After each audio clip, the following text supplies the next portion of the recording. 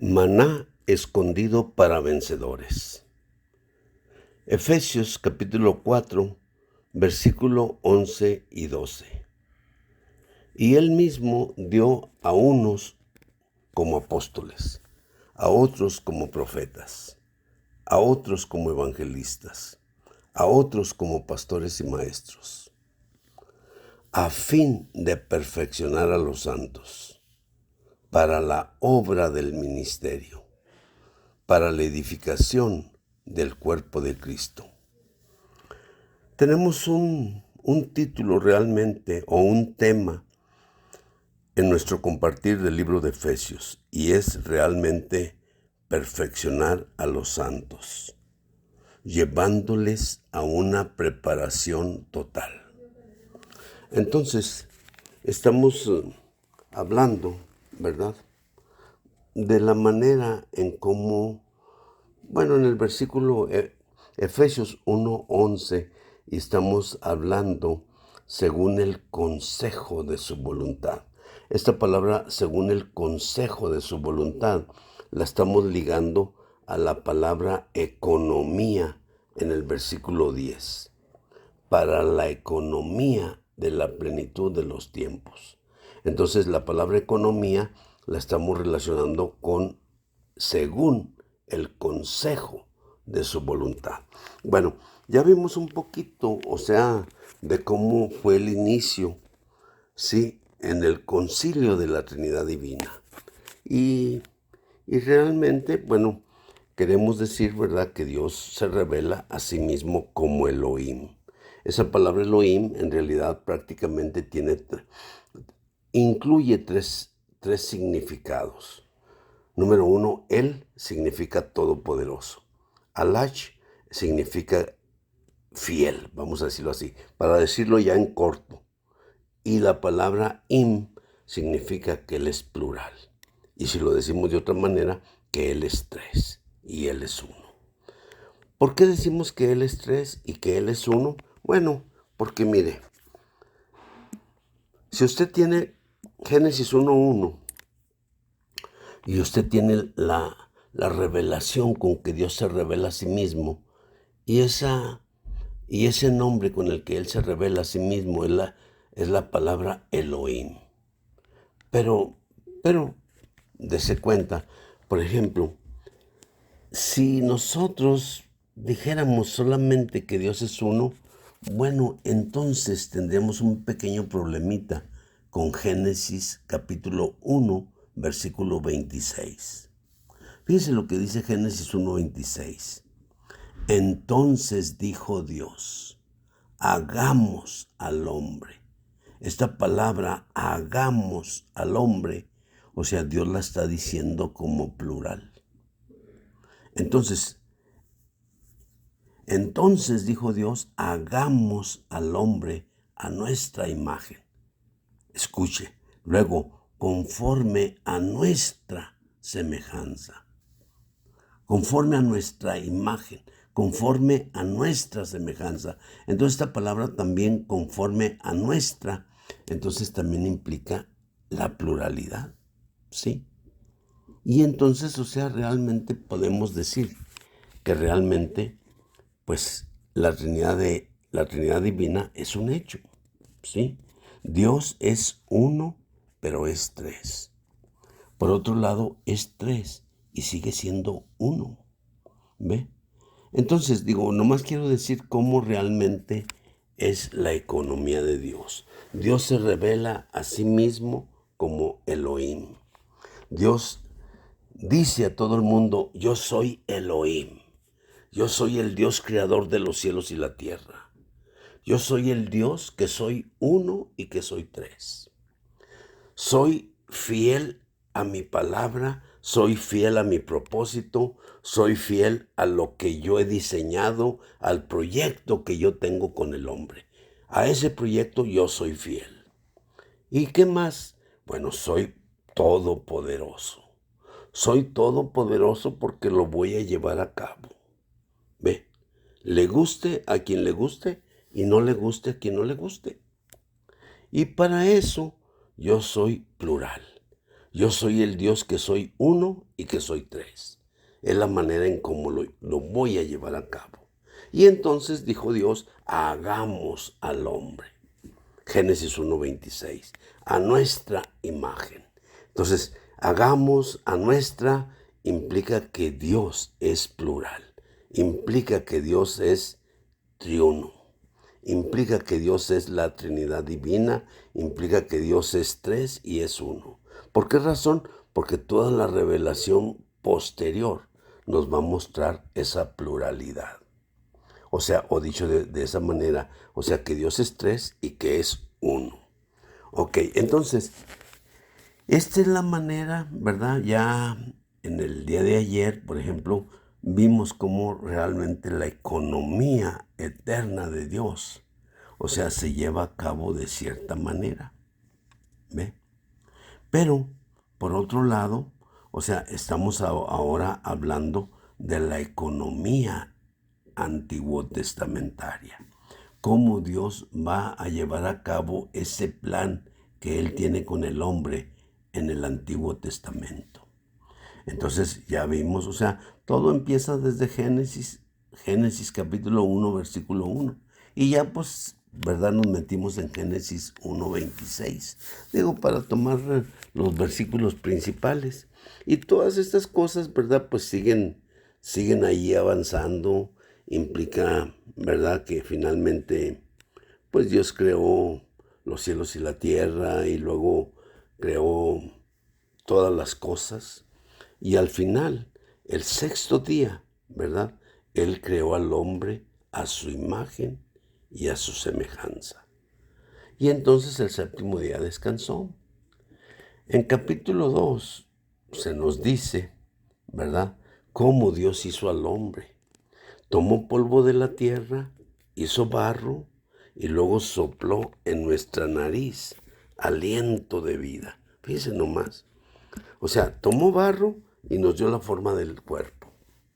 Luego sopló en nuestra nariz aliento de vida. Eso quiere decir que Él sopló su espíritu en nuestra nariz. Y esa es la razón por la cual nosotros tenemos un espíritu humano. Y entonces la mezcla de nuestro cuerpo y nuestro espíritu humano dio por resultado un alma viviente. Entonces podemos decir que somos seres tripartitos, que tenemos un espíritu, que tenemos un alma y que tenemos un cuerpo.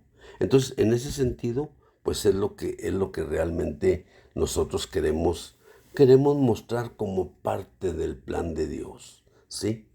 Entonces, es muy importante, ¿por qué razón? Porque es crucial que nosotros sepamos que somos seres tripartitos. Todos los demás seres, ¿me entiende? Tienen solamente, o sea, un cuerpo y un alma. Pero nosotros tenemos un espíritu para contener el espíritu de Dios, un espíritu que pueda ser uno con el espíritu de Dios. Y entonces aquí estamos hablando del plan de Dios, estamos hablando de la economía de Dios, estamos hablando de cómo Dios quiere llevar a cabo su plan, su propósito. Y eso es muy importante, ¿verdad? Para nosotros. Entonces estamos hablando de la economía de Dios. Estamos hablando de la manera en cómo Dios lo planeó, en cómo Dios lo diseñó, en cómo Él lo proyectó, ¿verdad? Y estamos hablando de su economía antiguo testamentaria ahora. Y luego finalmente todos los 39 libros del Antiguo Testamento, ¿me entiende? O sea, todos los 39 libros del Antiguo Testamento nos van a hablar de la persona de Jesucristo. En sombras, en tipos, en figuras, en promesas y en profecías. O sea, a través de esos 5 aspectos, o sea, 39 libros del Antiguo Testamento nos van a describir a la persona de Jesucristo.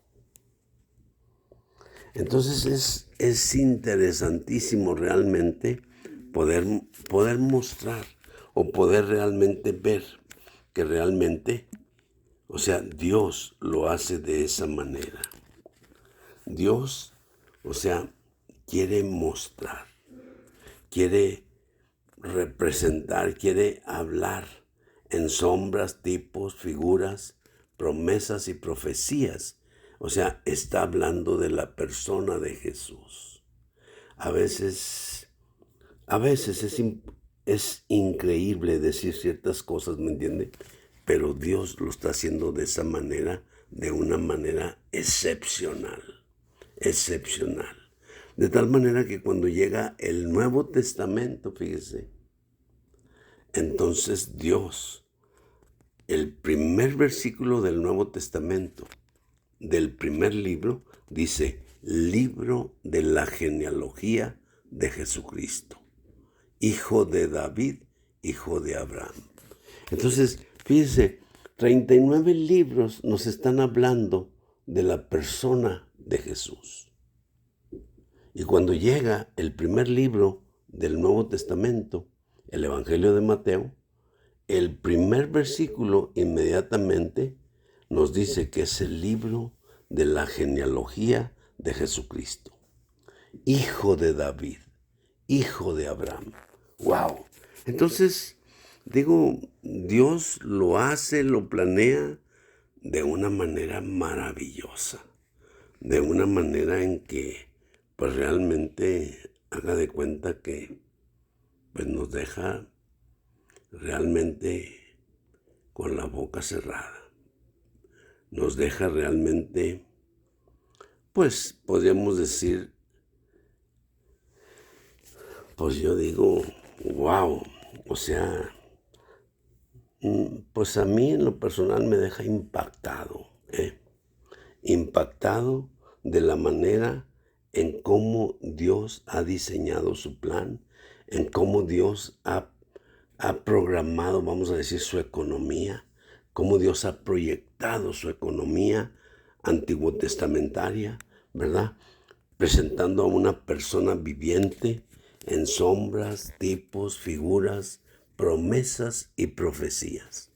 Y cómo en el primer libro del Nuevo Testamento, en el primer versículo, o sea, Mateo dice, libro de la genealogía de Jesucristo, hijo de David, hijo de Abraham. Entonces, wow.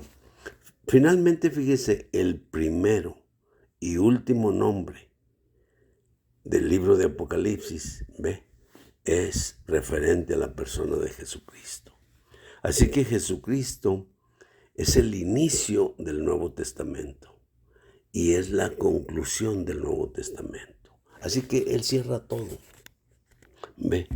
Esta es la manera en cómo Dios ha planeado las cosas. En el Nuevo Testamento se muestra a este Cristo.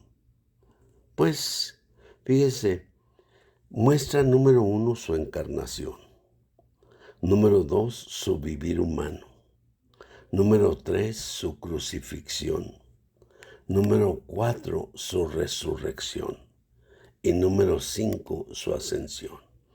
Así que este Cristo es presentado en 5 aspectos principales: encarnación, vivir humano, muerte, resurrección y ascensión. Digo, quizá pudiéramos decirlo de diferentes maneras, ¿verdad? Pero lo principal es que nos demos cuenta que lo podemos ver en estos 5 aspectos.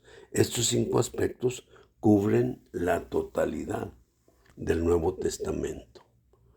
Nos muestran a esta persona maravillosa cómo realmente ha llevado a cabo, ¿sí?, la obra redentora de Dios.